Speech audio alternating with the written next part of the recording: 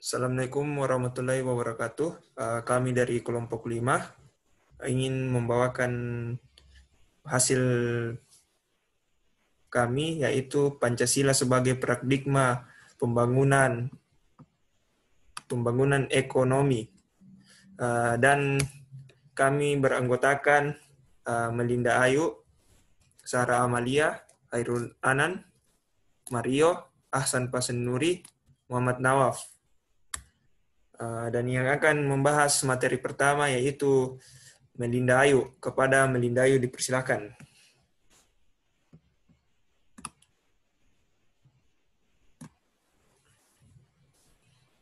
Baik, saya akan menjelaskan tentang Pancasila sebagai paradigma pembangunan. Di sini juga termasuk realita, masalah, dan solusi. Next.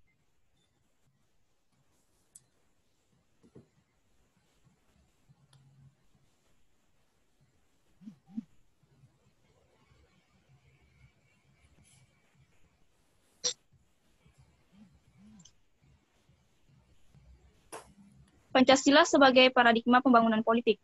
Paradigma Pancasila dalam pembangunan ekonomi, maka sistem dan pembangunan ekonomi berpijak pada nilai moral daripada Pancasila. Secara khusus, sistem ekonomi harus mendasarkan pada dasar moralitas ketuhanan pada sila pertama Pancasila dan kemanusiaan pada sila kedua Pancasila. Sebagai ekonomi yang mendasarkan pada moralitas dan humanitas, akan menghasilkan sistem ekonomi yang berperi kemanusiaan. Sistem ekonomi harus dikembangkan menjadi sistem dan pembangunan ekonomi yang bertujuan pada kesejahteraan rakyat secara keseluruhan. Sistem ekonomi yang berdasar Pancasila adalah sistem ekonomi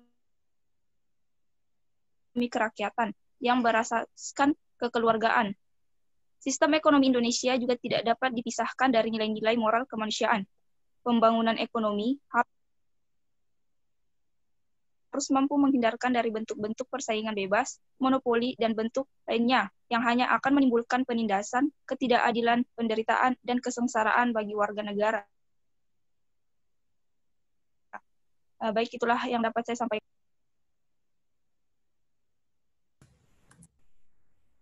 Terima kasih kepada Saudari Melinda Ayu.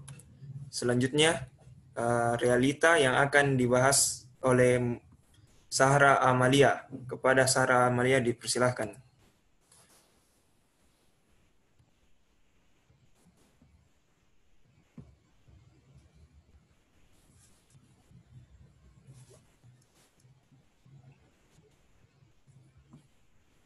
Kepada Sarah Amalia dipersilahkan. Baiklah, terima kasih atas kesempatan yang telah diberikan.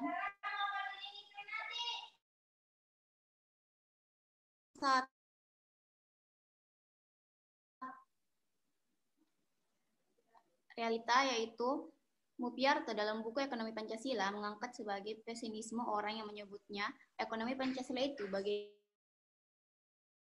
suatu teori atau gambar yang tidak mungkin ada dalam dunia. Hal ini disebabkan karena sistem ekonomi Pancasila yang digambarkan sangat berpakang realita ekonomi yang dihadapi sehari-hari oleh masyarakat. Yang dihadapi masyarakat adalah sistem ekonomi yang bertolak belakang dengan asas kekeluargaan dan kegotong royongan nasional.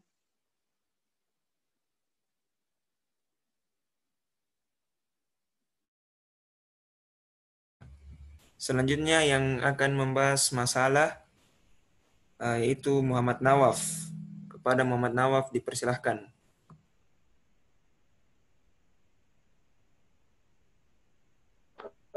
Baik, terima kasih atas kesempatan yang diberikan. Jadi, di sini saya akan menjelaskan tentang masalah yang dihadapi.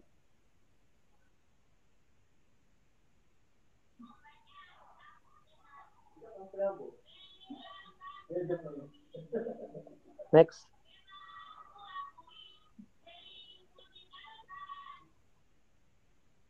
Jadi, tingginya tingkat pengangguran tidak biasa dipungkiri bahwa tingkat pengangguran di negara berkembang memang sangat tinggi. Angka pengangguran ini akan semakin tinggi apabila dihitung menggunakan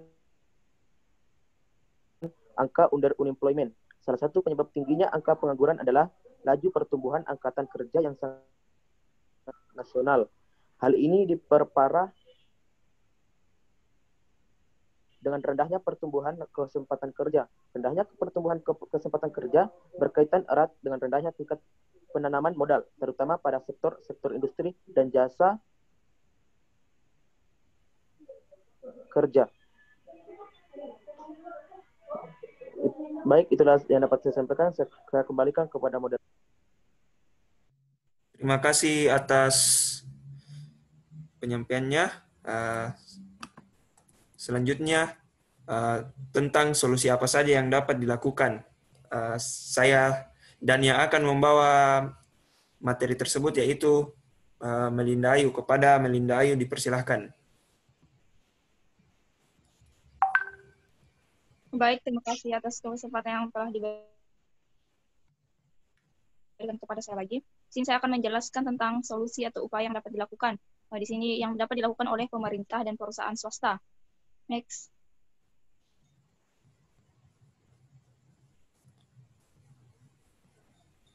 Yang pertama, tidak membeda-bedakan pencari kerja. Maksudnya di sini, tidak sedikit perusahaan yang enggan menerima pekerja yang sudah berkeluarga dan memiliki anak. Misalnya saja, dengan alasan perusahaan harus membayarkan asuransi istri dan anak karyawan mereka, ataupun memiliki resiko karyawan akan sering izin karena keperluan anak atau keluarga dan sebagainya. Yang kedua, membuka lapangan kerja baru. Membuka lapangan kerja baru, pemerintah dan perusahaan swasta diharapkan dapat membuka lapangan pekerjaan baru untuk menarik minat para pengangguran ataupun lulusan baru sehingga mengurangi angka pengangguran. Yang ketiga, membuka lapangan kerja baru, memperbaiki kondisi ekonomi makro. Pertumbuhan ekonomi akan merangsang penciptaan lapangan kerja dan memberi dampak positif bagi kaum muda yang menganggur. Pemerintah harus memberi perhatian khusus pada sektor industri yang ramah terhadap pencari kerja muda untuk menghasilkan tenaga kerja yang berkualitas. Terima kasih, saya kembalikan kepada moderator. Terima kasih. Dan yang akan membaca kesimpulan dari materi kami, yaitu Sarah Amalia. Kepada Sarah Amalia dipersilahkan.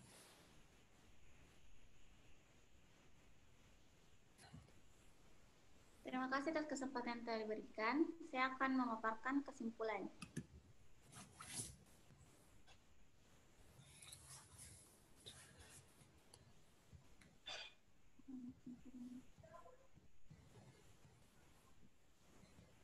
Paradigma Pancasila dalam pembangunan ekonomi,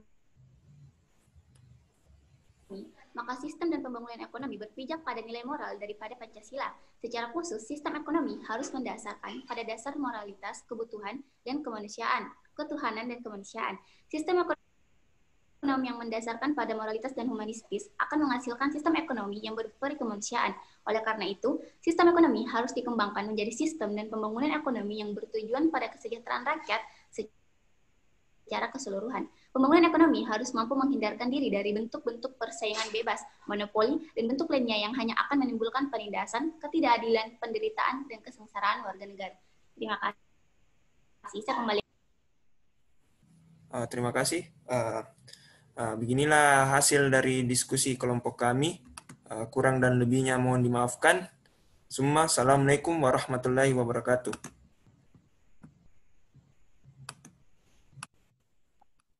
Waalaikumsalam warahmatullahi wabarakatuh.